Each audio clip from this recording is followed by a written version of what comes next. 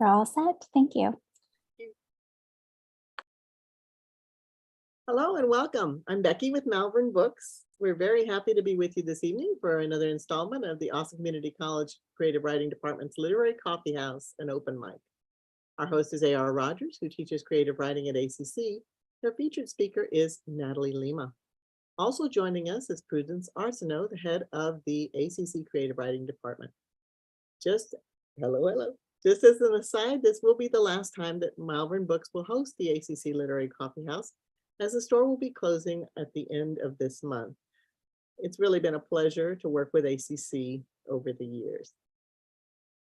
First, I will be introducing A.R. Rogers, and then she will take over the moderating of this event and do the interview and discussion with Natalie Lima. A.R. Rogers is a poet, first-generation student, and former ACC student. A.R. currently teaches with ACC's Ascender program in Free Minds, a Clemente course in the humanities. In addition to teaching new academic writers, she's taught creative writing with Logos Poetry Collective, Badger Dog Creative Writing Camps, and Upward Bound. She has an MFA in creative writing and a BA in English from Texas State, and an AA in creative writing from Austin Community College. She's been published in Juke Joint, Permafrost, North Dakota Quarterly, and was shortlisted for the River Heron Review Poetry Prize. A.R., please take it away. Howdy, everyone. Thank you so much for being here this evening. We couldn't do this without you. I always say that you could be doing anything else on your Monday night, but you've chosen to show up for language, to show up for writers, and to show up for yourself and take a little time for yourself for the next hour or so. So thank you. As Becky just mentioned, our longtime partner and beloved bookstore, Malvern, will be closing their doors at the end of the year. So you have until December 31st to make a trip to Malvern. If you've been there 100 times or if you've never been there, I think that they're having some pretty good sales, I hear. So it's definitely a time to snag some deals for Christmas gifts, but also just to enjoy the space, particularly if you haven't before. It's a really magical place, and great time, a great place to kill some time and to take some time for yourself. So please support them in their final weeks. So this is the last coffee house of the semester, but we have got a whole new lineup for spring. We've got some writers from our own backyard, including Cecily Parks and KB Brookins. So please be on the lookout for our spring lineup. We'll post it to our socials. So we hope to see you at our readings next semester.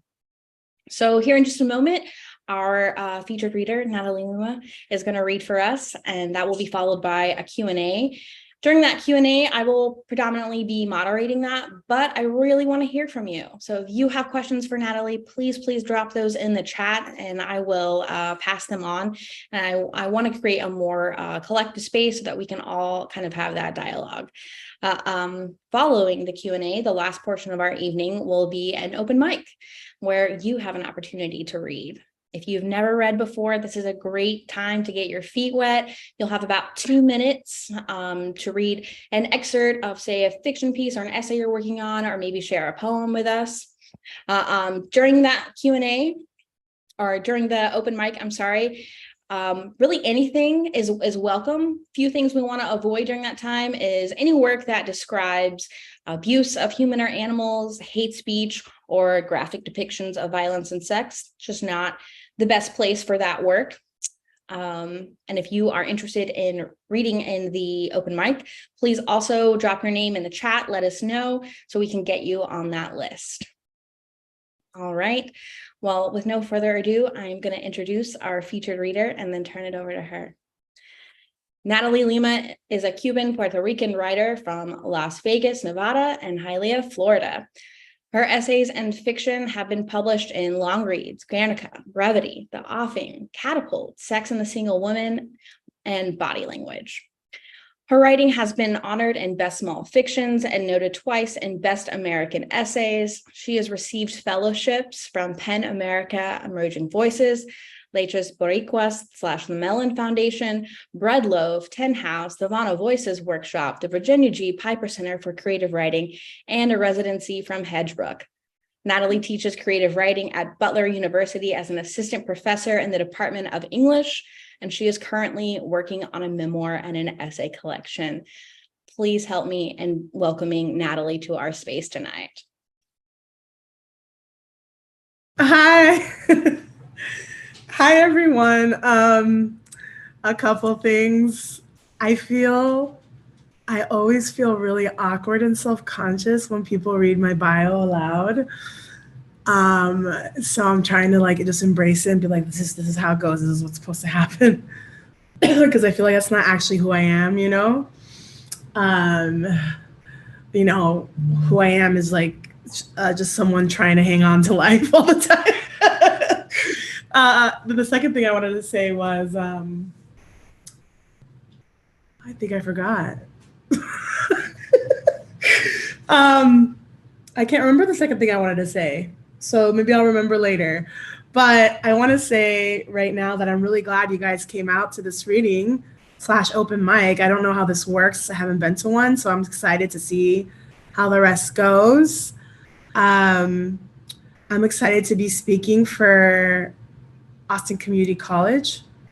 I've actually been there before.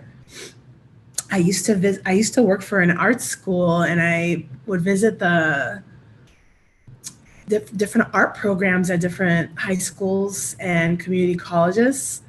So I'm familiar with that campus. And I wish this could be in person because Austin is a very cool city. And I haven't been to Texas in a while. So, okay. What was I going to say next? I'm going to read from an essay. It's a published essay. I don't know if you guys, I know I gave it to AR. I don't know if you prefer AR or Amanda, but I'll call you AR. To give to y'all, but it is this essay in Guernica that I have. I'm also going to post it in the chat just for accessibility reasons in case anybody wants access to it. So let me see for everyone in meeting. Okay. Okay, so I'm, as was said, I'm working on a memoir about sort of coming of age in a like dysfunctional Latin home, pretty much, and sort of trying to figure things out. I got excited that I was going to come speak at a community college because although I didn't attend a community college, my mom has her AA and is from a community college in South Florida at Broward College, and she's hoping to finish her BA eventually. So, I'm a first-gen college grad, and so I understand how lucky, we are to be able to go to school because not everyone gets to. And when we can, it's certainly a blessing. And so I have this essay in Guernica that's about, it's a chapter in my memoir, and well, I won't tell you what it's about, but it's a chapter in my memoir, and I'm going to read a little bit from it. And I'm like trying to think if I should preface with content warnings. I write about, I think there's adult themes in the essay, so maybe you shouldn't have kids in the room. But that'll be it. Okay. I also wanted to say, here's the last thing that I actually remembered now, never going back, is that I'm sick. So that's why I think I'm being rambly right now. And I'm just really overwhelmed. And I've been sick, but I'm really glad I got to make it here tonight to hang out with y'all. Okay.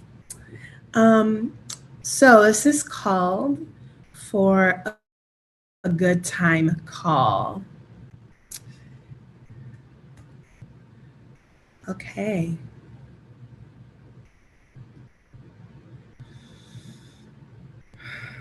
All right.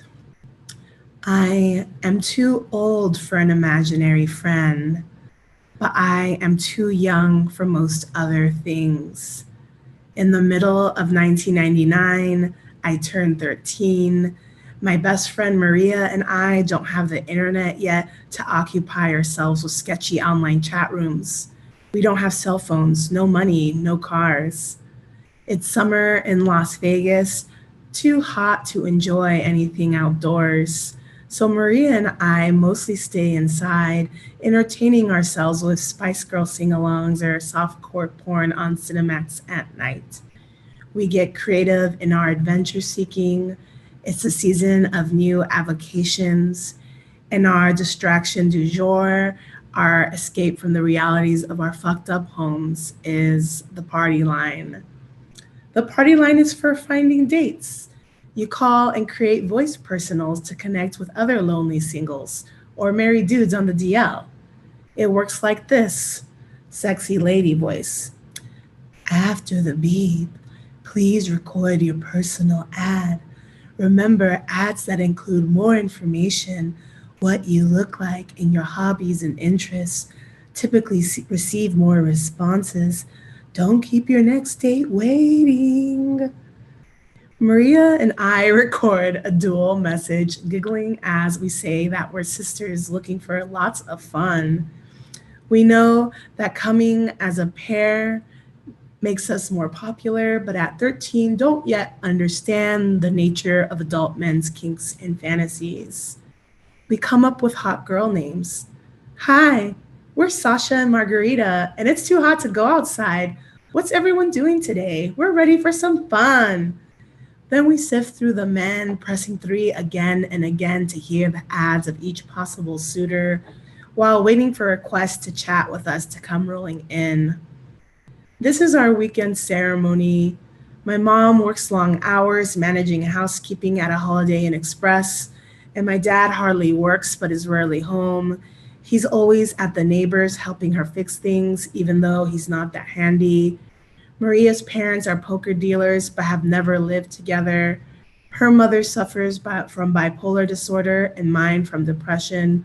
Both of our dads are drunks. The party line is our solace. We come here for comfort. We don't get much of it elsewhere. On the line, we can be anything or anyone. Sometimes we're supermodels with sexy signature moles on our faces. Sometimes we're kindergarten teachers. Sometimes we're bored Mormon lady missionaries from Idaho. We're always adults. After some weeks on the line, pretending to have just celebrated our 18th birthdays while chatting with 40-year-old dudes gets stale. We search for ways to switch it up, to turn things up a notch.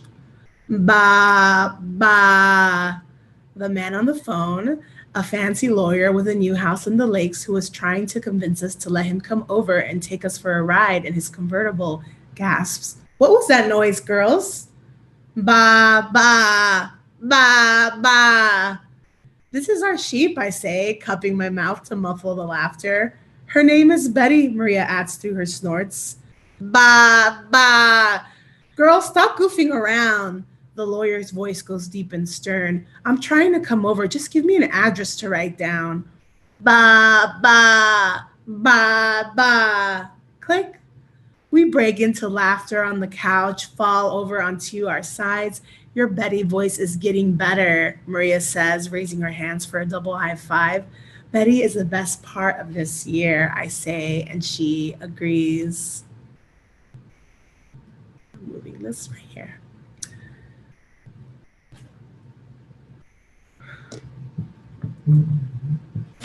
All right. In September, the weather cools down some and my inner thighs stop chafing. The 30-minute walk from Maria's house to mine is pleasant this time of year. And at night, even a little chilly. Maria and I became friends in elementary school because we both have the dysfunctional family thing in common, but also because we're both lifelong fatties.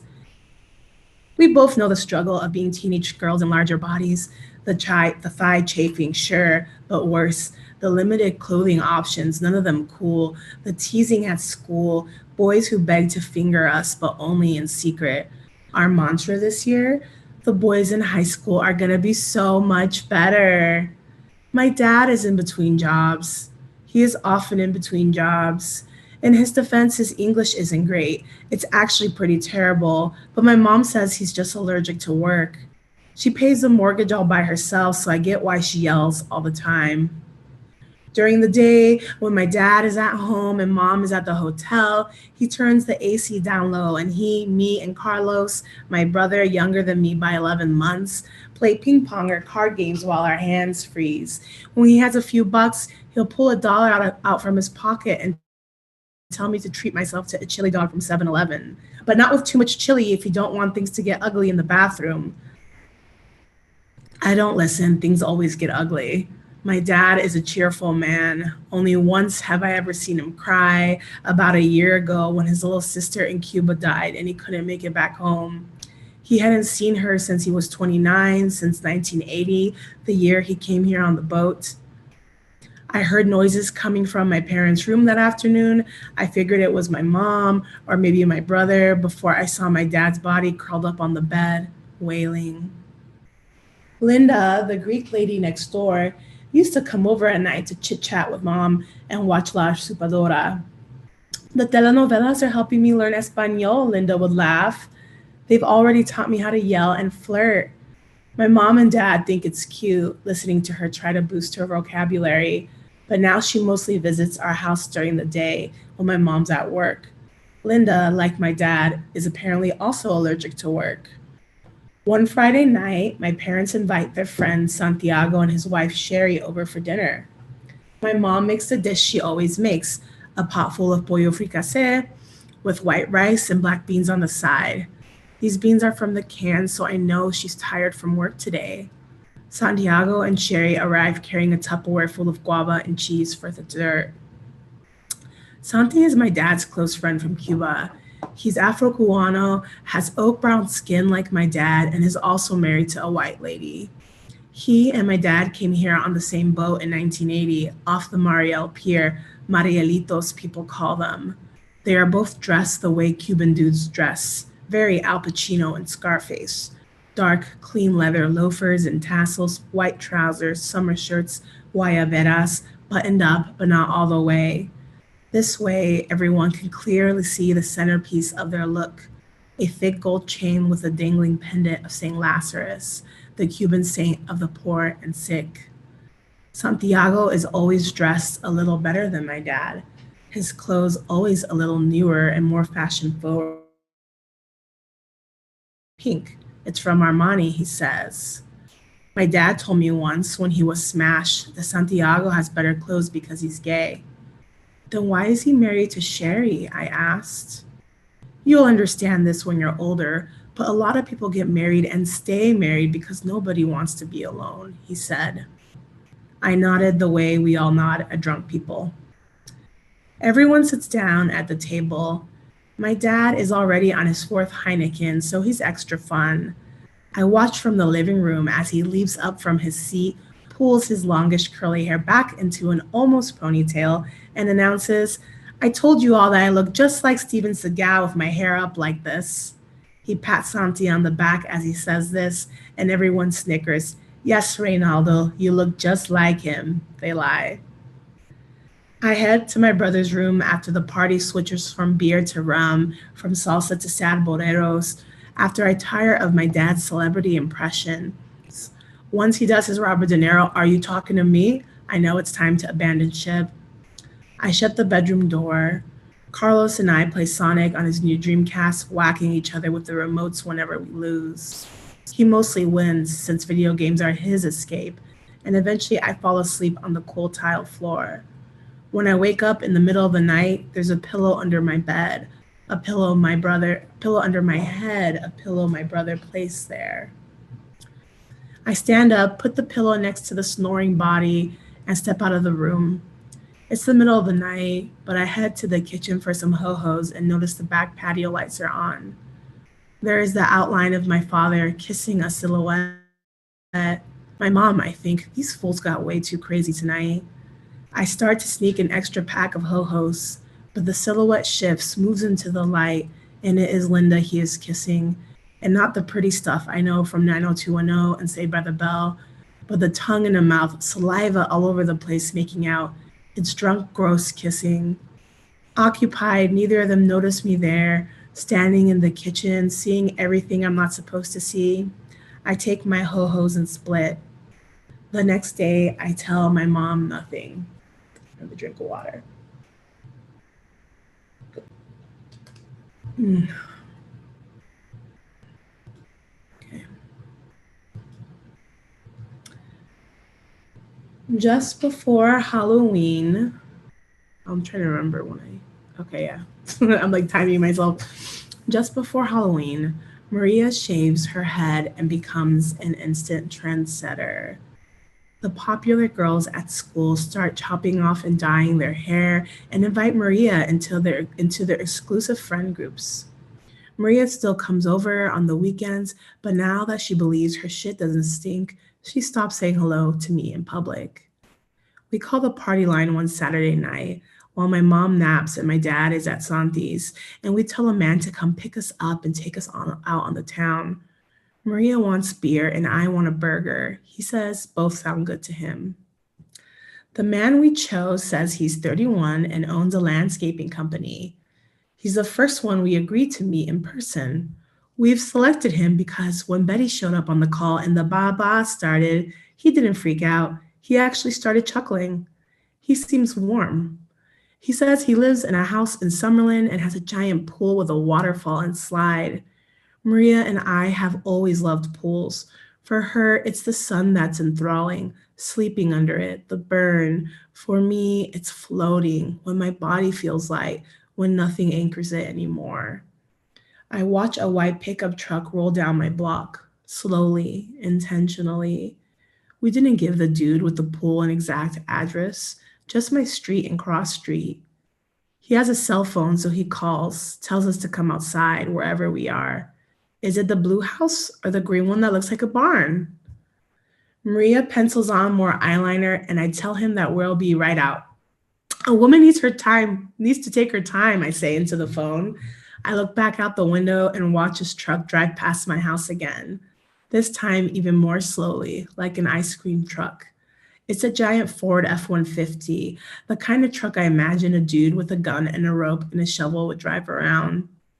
Maria yanks at my arm. She's all ready to go. I know this because her eyeliner is so thick it's scary. I pull my arm back into my chest. All my excitement has dissipated. I don't I don't want to meet this dude anymore. It's just a gut feeling I have. I changed my mind about doing this, I blurt. Her eyes narrow, but why?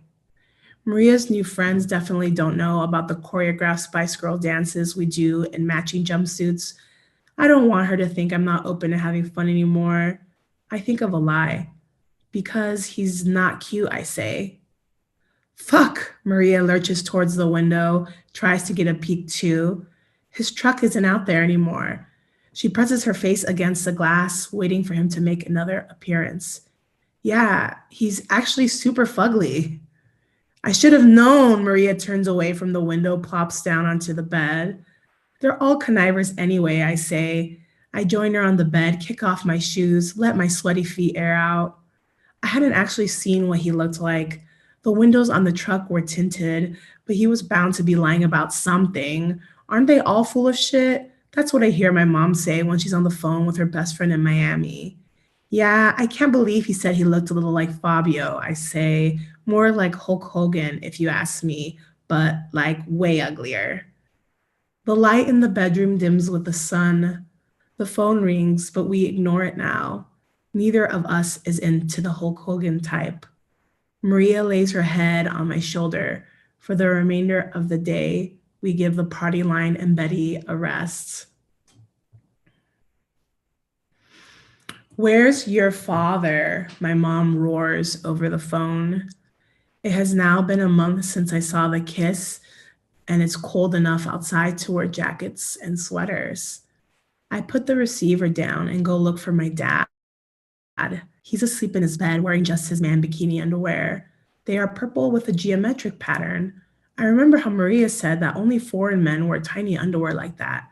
I hope to one day see more men in underwear so I can confirm or refute this theory. Papi, I say. He's snoring and doesn't move. I say it again, louder this time. Papi, mommy's on the phone. She sounds super mad. He doesn't budge, keeps snoring. The room smells post-party, liquor and smoke and man sweat. I walk back to the living room and grab the receiver. He's not waking up, I say. I hear my mom sigh. My dad is supposed to pick her up. He always does. Since he's allergic to getting a job, every day he drops her off at 8:30 a.m. and is there waiting for her at the side entrance of the hotel by 5:30. It is now 6 p.m. She tells me to forget it and that she'll be home from work in a while. About an hour later, the front door flings open wildly, like it's no more than a screen. My mom rushes past me without saying hello, her body moving toward her bedroom at a strength and speed I've never seen. In that moment, she reminds me of Rogue from X-Men, my favorite character, just a sweaty, chubbier Latina version. I watch from the hallway as she opens the bedroom door and shrieks in Spanish, "Don't lie about where you've been." "Angela?" my dad mumbles. I can hear in his voice that he's still blitzed. I hear the solid jingle of her car keys hitting the floor. Then the screaming starts from both of them. And I think, how did I end up with this Jerry Springer drama at home? With this telenovela shit? I am not religious, but once when I was riding bikes with friends, one of my Mormon neighbors told me that in her church, they believe we all choose our families. That before we were born, God let us choose our gender and our mother and father too. Wow, God is a fucking idiot then, I said. My Mormon neighbor isn't allowed to be around me anymore. I'll stop there if that's all right, y'all. Thank you so much. Thank you, Natalie. Thank you so much. I was really hoping that you were going to choose that essay tonight. It's definitely a favorite of mine. Well, first, I want to say that it is really special for me to be in conversation with another first-gen student. I feel like that is that's a really rare dynamic in spaces like this. So thank you for sharing that part of yourself and writing about that part of yourself. And I was just hoping you could talk a little bit more about that. So many of our students are first gen. And can you talk about how that experience has not only shaped your writing life, but also just like the path that you have taken through academia, around academia, and just like how that has informed who you are today? Yeah, wow. No one's ever asked me this before. This is cool. Awesome to be talking to other first gen student and other students who are first gen. It's really important to me. Access to education has always been super important to me. And I like to think that it's easy to think like, oh, certain people, maybe they're just like, it's easy to think that, oh, like people get things because they deserve it more, but 100% I believe that it's access. And the only reason that I've had good opportunities is because I've gotten lucky and I've had access and I've had people who've decided to mentor me a little bit. And I've had people who've decided to push me a little bit and a lot of people who opened doors a little bit and gave me chances. And because of that, I think it's so important to like lift up other people as we move along the way too. So as we get like higher and higher, it's sort of like paying it forward. I like my path has been like all weird. And, I write about, I went to a fancy college. I went to Northwestern in Chicago first in my family to finish high school. And then I was at this college. And, I don't have like, I feel like it's very easy to, when I think of like the coming of age story by like a POC, they like, beat all the odds, go to a college and end up being a huge success. Mm-hmm. And for me, it's like the road has been rocky. I went to Northwestern. My drinking got out of control. I'm sober alcoholic now, sober. I'm an alcoholic though. And that journey has been on and off too. Thank God I recently celebrated a year sober again. And yes, and I hope I never pick up a drink again. But what I'm saying is that like the expectation that I could grow up with chaos and then being an adult with no chaos feels like too much, it feels like it's insane to even think that. And so yeah, I went to this fancy college in my 20s. I spent the whole time trying to navigate like what it was I wanted to do, and I had some shitty English teachers in college, and a teacher who kind of like shat on my writing and told me I wasn't a very good writer. So I quit writing. I didn't write for almost all of my 20s. And I switched my major my freshman year to film production. So I ended up with a degree in film, and I ended up working in television production, reality TV production for almost all of my 20s, where I worked for like all these weirdo random shows. And it was at some point in my late 20s that all of a sudden I was like, remember you used to like to write, because I used to like to write. And I was like, what can I do to get back into it, And so I did like the corny things. I like bought a couple of books that I had like read about like getting back into your writing. Yeah. So one is like Bird by Bird by Annie Lamott, which is one of my favorites about writing life. And then the other one was The Right to Write by Julia Cameron, which is, she's well known for having written a famous book called The Artist's Way. And it's pretty much about how to live a creative life, how to create a creative life. And then I decided to take my first like intro to fiction class after work at night.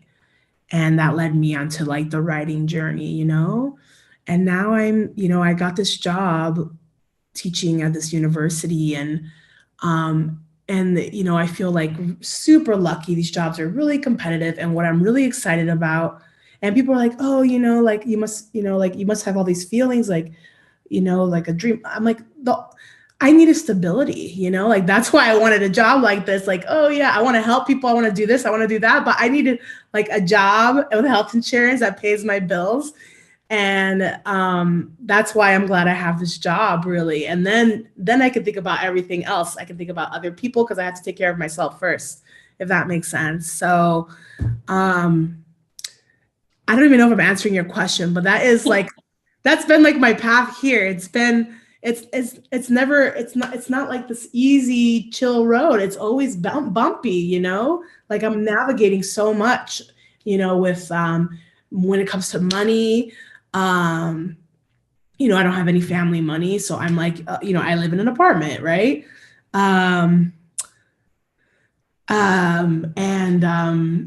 Which is fine. I'm just saying that like, I'm always navigating money. I'm navigating my mental health. I'm navigating everything, I'm navigating things with my family. And it's like, it's a constant struggle. So yeah.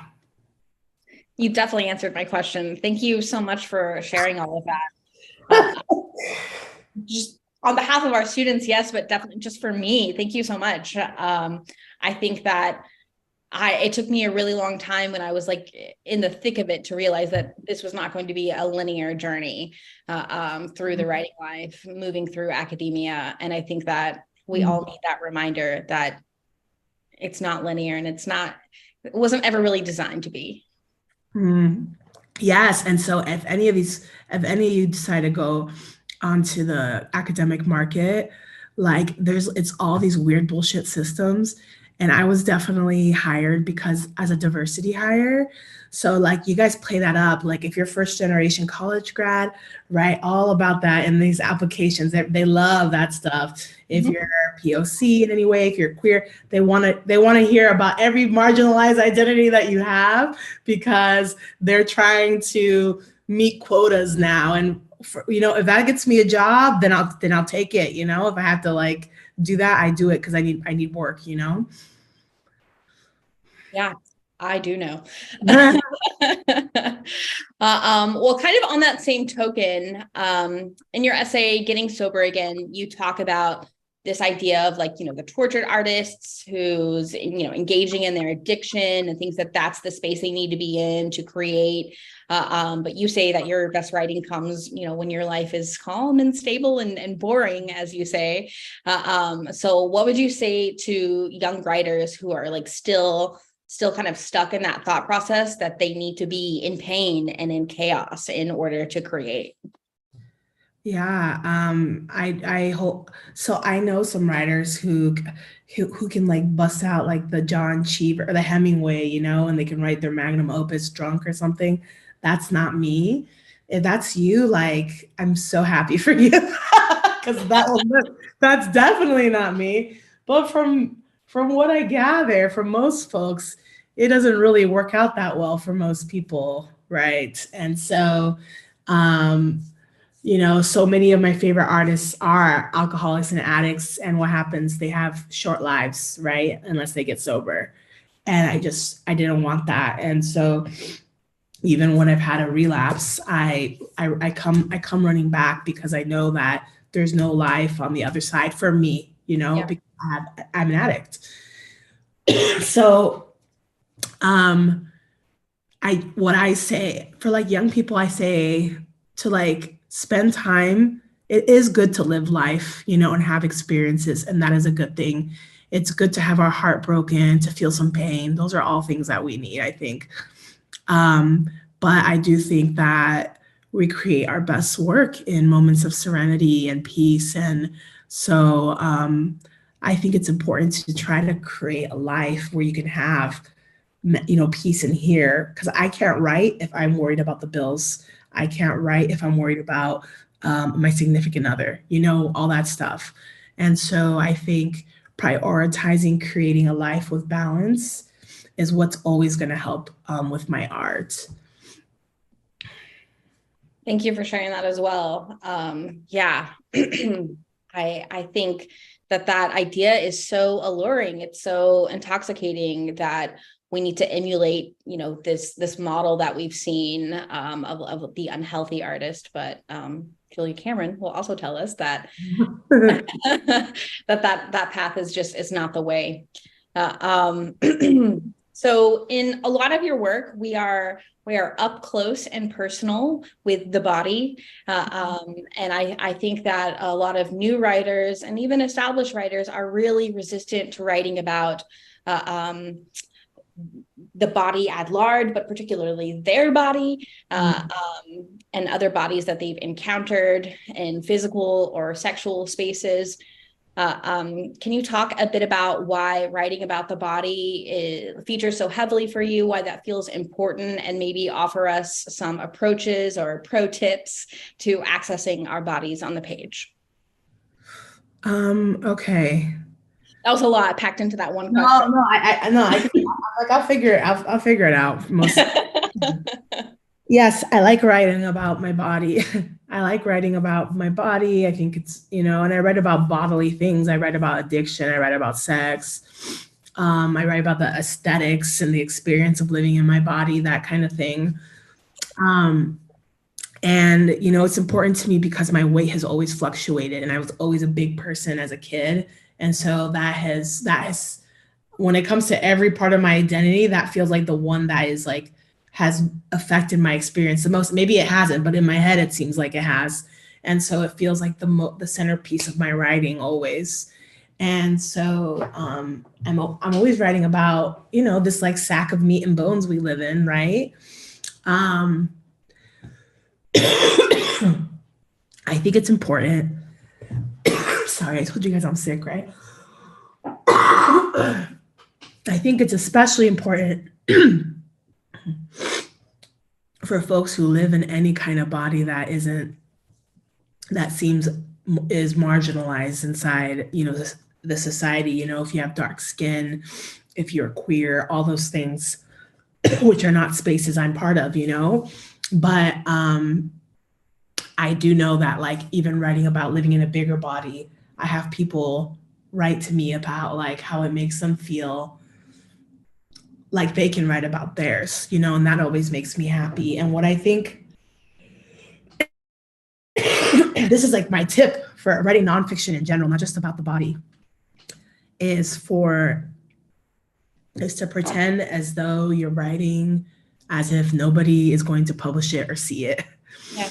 And I have to do it. I have to manage it that way, pretend as if it's going in a journal, because then because people are always commenting that my writing is so open and honest. And I'm just like, I didn't realize that. And I'm like, okay, because I'm writing it pretending like no one's ever going to see it. Because the minute that I start thinking about other people having to see it, and that's what happens as our writing gets more and more attention, which mine has over the last few years. And I don't even have a book yet, so I don't even know what happens. The goal is with my literary agent is to sell my book this year, right? So I can only imagine, like, once more eyes are on my writing and what that's like. But like, even at this space now, when people know my writing, if I'm obsessing about like what so-and-so is going to think about my writing, it stifles me and it'll stop me in my tracks. And that's like the worst thing ever. And so, the goal is to keep writing. What helps me when I feel like really stuck, like when I'm sitting in front of a computer screen and I can't write, is I write by hand, which is like a Julia Cameron suggestion again. Yeah. But I'm like, some of us are not morning people. Some of us don't have time in the morning. Some of us have early morning jobs. So just as long as you hit the page, pen to paper, I think that's just as good too. Yeah, go ahead. Oh, that's it. Okay. That was my new device. Yeah. As you were talking, I was thinking that like, it really is the same as like someone actually like showing your physical body to someone new. You have to just like let that go, that you're going to be open to judgment or critique. But it's the same when you're writing about the body. You have to let that like any sense of shame that you might have, you have to just like put that aside. So whether it's on the page or in real life, I think the same rules apply. Yeah. So I saw a question in the chat. Yeah. So that is from our chair, Prudence. So she says the use of language in your writing. At one point that you wrote, she says in Spanish, and then wrote in English. Where do you stand with the use of other languages in your work, translating it or not in your work? Yeah. So, there's a lot of different beliefs about using a second language in our work and code switching. So even like a second form of the English language, when I'm using slang that I grew up with or slang they use in my neighborhood.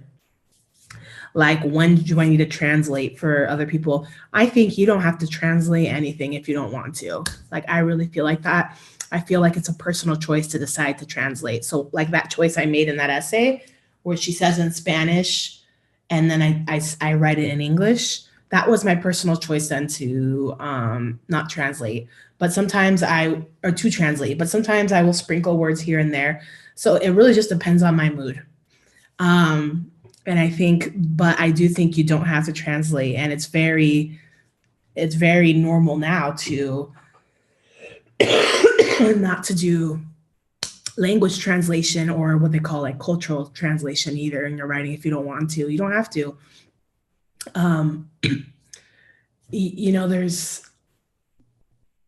There's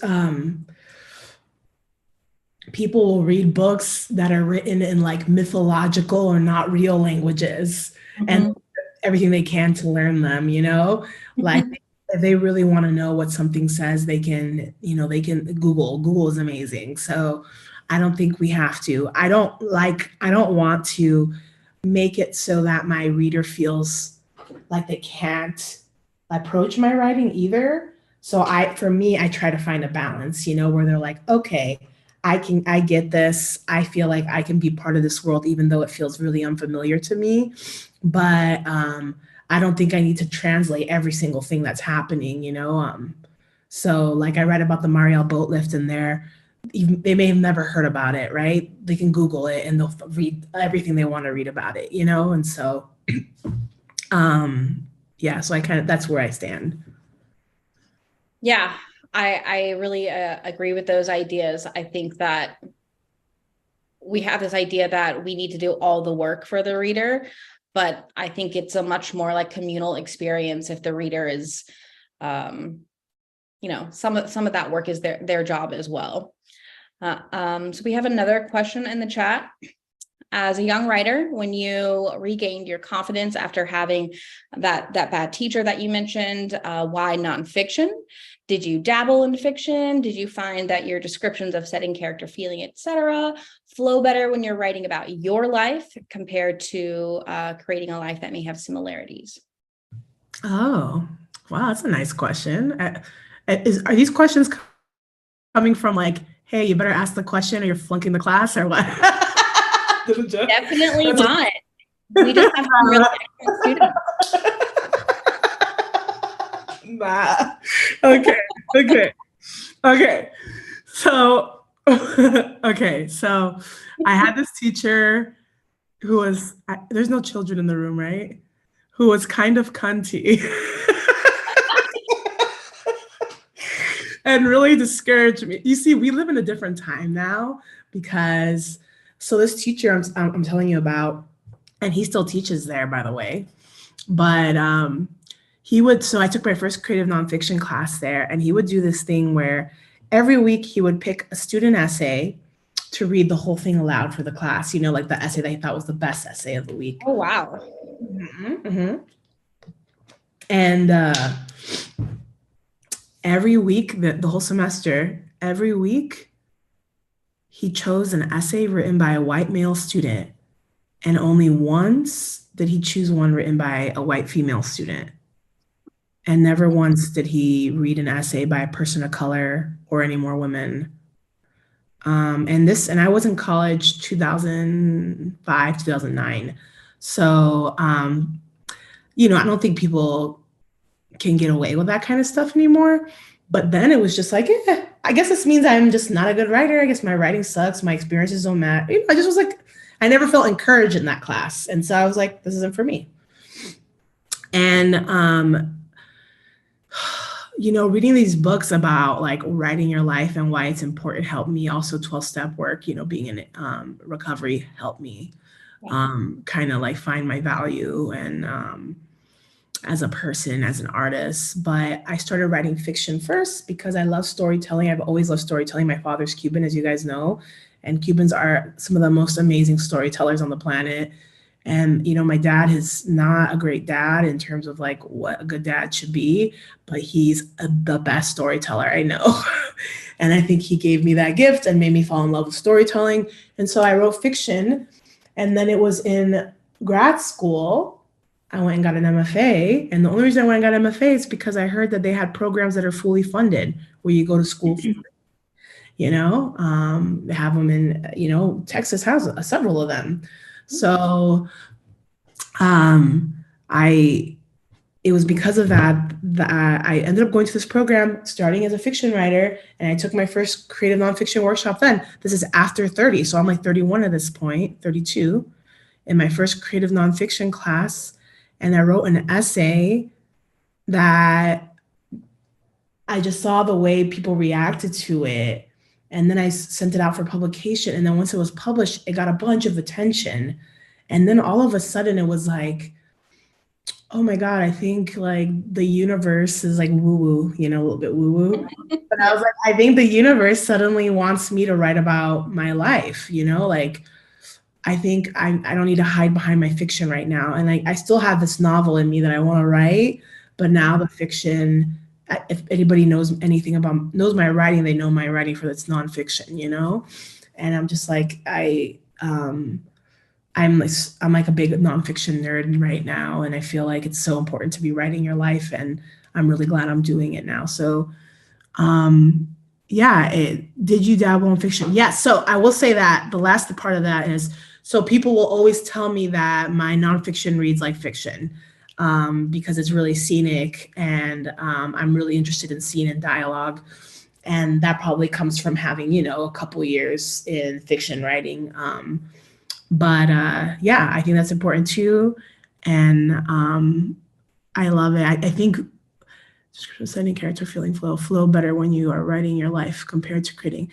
Yeah, no, I think I guess it would flow the same.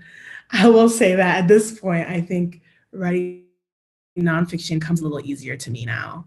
And I don't know, I'm like on this like thing now where I'm like, it's so important for us to journal. Like all my students, I'm making them write pages all the time. Like we need to journal. We need to journal for ourselves. We want to journal for our older selves because I think about myself in all of my 20s when I wasn't writing. And I was like, well, what if I had journaled then? You know, that would have been so fucking cool if I would have journaled and I didn't journal.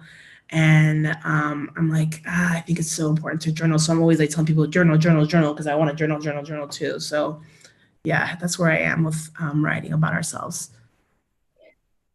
It looks like we've got one more question from Patricia. Okay. Do you ever find some of your fiction characters mirroring yourself too much? Fiction, yeah. Well, I write mostly nonfiction, so there's already, but yeah, well, it's funny because I write, I do write some fiction, and it's, it's what I like to call like close to the bone. Justin Torres is a writer I love, Puerto Rican writer who has a beautiful novel called We the Animals. Mm-hmm. And that's how he describes it. He's like, his fiction is close to the bone, and that's how I feel like my fiction is too. So, people read my fiction, they think it's nonfiction, and I'm just like, I don't care anyway, whatever. So mirroring it too much is not for me, mirrors it too much, but for other people where, if I'm calling something fiction, it is a little annoying if somebody wants to call it nonfiction when it is fiction, or trying to tell you that it's nonfiction when it's fiction. Mary Carr, who's a famous memoirist and poet, she says, when you write fiction, everyone's trying to tell you that where the truth is. And when you write nonfiction, everyone's trying to tell you where the lie is, And it feels like sometimes you can't win. And they say that especially for people from marginalized identities, for people of color. They think if you write fiction, it's 100% memoir. And so it's okay to push back against that and be like, no, it's not memoir. I don't care if you want to call it memoir, it's not. So that's my thoughts on the fiction for you fiction writers out there.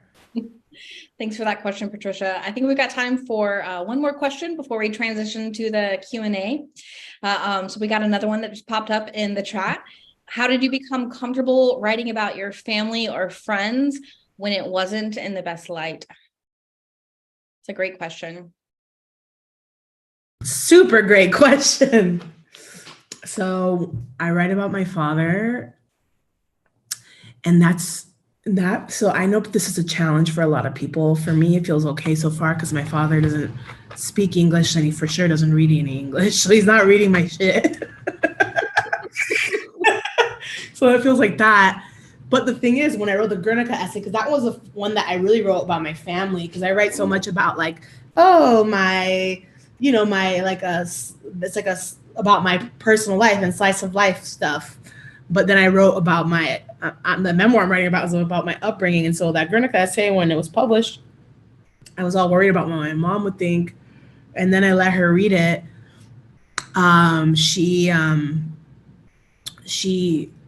It's a thing that I've heard Cheryl Stray said, who wrote Wild, another famous memoir, that when someone reads your nonfiction that you love, a lot of times the thing that you're so like tripped out about that they're gonna be upset about is never the thing they think. They want to argue with you about a memory where you remember a shirt being purple, and they for sure want to tell you that it's green, And that's like been my experience so far. But I am in the camp of, there's the camp I talked about, Bird by Bird, Annie Lamott's quote that goes, if you didn't want me to write poorly about you, you shouldn't have behaved so badly. And that's really where I know everybody feels differently about that. They're like, I can't write about this until everyone dies. I'm like, I can't do that because a lot of people in my family are young.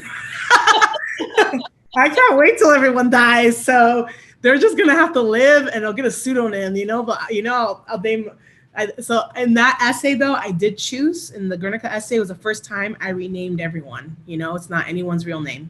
Okay. And I actually crowdsourced that on Twitter, and I was like, how do you guys handle names in your nonfiction? and I got like 100 different responses.